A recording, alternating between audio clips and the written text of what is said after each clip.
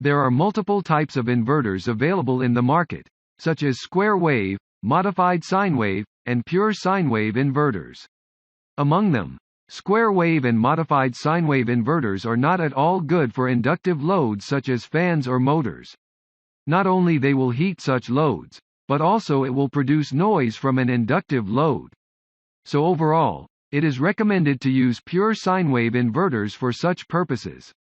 In this video, we are going to make such an inverter with the help of an SPWM controller.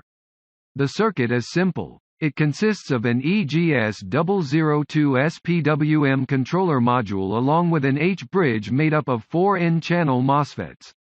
The H-bridge is connected to the transformer primary, and the feedback circuit consists of a bridge rectifier and a voltage divider as connected in between the secondary of the transformer and the EGS002 modules.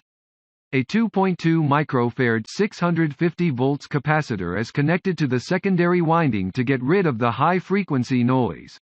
The module has a pretty good list of features such as output voltage regulation, undervoltage cutoff, overcurrent protection, soft start and many more.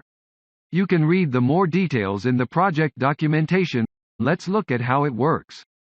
You can see that as soon as the switch is turned on, the output AC voltage rises from 0 to 220 V. The output is connected to a 60-watt incandescent lamp. As you can see, the inverter produces a pure sine wave with a frequency of 50 Hz.